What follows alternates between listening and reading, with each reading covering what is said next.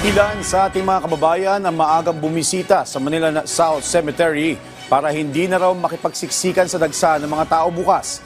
Inaasahan namang mas maraming dadalaw ngayon sa sementeryo kumpara noong nakaraang taon. Si Bien Manalo sa sentro ng balita live. Bien? Joshua, isang araw bago ang paggunita ng undas ay marami na tayong mga kababayan ang bumibisita dito sa Manila South Cemetery para mag-alay ng bulaklak at magtirik ng kandila sa puntod ng kanilang mga mahal sa buhay. Joshua, may mga naiulat na ang pamunuan ng Manila South Cemetery na nawawala ang mga puntod, pero ang paliwanag naman nila dito ay naliligaw lamang sila at kalaunan ay nahahanap din. May mga naiulat din na tumataas ang blood pressure, pero ang paliwanag naman nila dito ay malayo raw ang nilakad nila.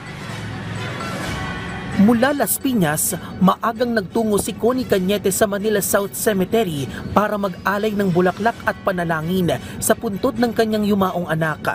Kasama niya ang kanyang kapatid. Mas umiiwas po kami sa dami ng tao, traffic, at saka yung siksikan ba. Mas gusto namin magpumunta dito ng medyo mas kampante pa. Pero halos 6 na taon ang kalbaryo ni Connie ang baha sa libingan. Nalubog kasi sa baha ang puntod ng kanyang anak at tiyahin dahil na rin aniya sa pabago-bagong panahon. Plano po talaga namin, it's either na hindi na po yung pataasan or gawa ng balak po namin ilipat. Kasado na ang pamunuan ng Manila South Cemetery sa pagdagsa ng mga bibisita sa undas. Inaasahan kasi nila na mas marami ang dadalaw ngayong taon kumpara noong nakaraang taon na aabot sa mahigit 500,000 individual. May lawak na 25 hectares ang Manila South Cemetery at pangalawa sa pinakamalaking pampublikong sementeryo sa buong Metro Manila. Ready na po tayo. Meron na po tayo nakaantapay na dito sa kayo mga e-trike. May mga nakadeploy ng medical team, ambulansya at mga pulis sa loob at labas ng sementeryo. Meron ding e-trike at wheelchairs na aalalay sa mga senior citizen, buntis at mga PWD. May libreng sakay din na hatid ang lokal na pamahalaan ng Maynila at nilalagyan na rin ng tag ang mga bata.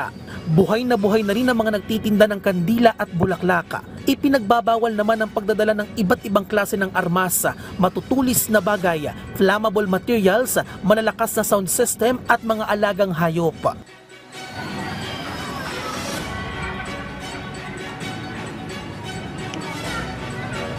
Joshua, handang-handa na rin ang Manila Police District.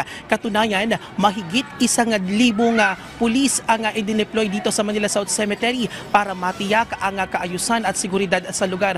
Joshua, paalala na rin sa ating mga kababayan na bukas ang sementeryo mula alas 5 ng umaga hanggang alas 7 ng gabi at hindi pinahihintulutan ang overnight staying. At Joshua, pinapayuhan na rin natin ang ating mga kababayan na magdala ng payong dahil sa pabugso-bugsong pag-ulan. At yan muna ang pinakahuling update dito sa Manila South Cemetery. Balik sa iyo, Joshua. Maraming salamat, Bien Manalo.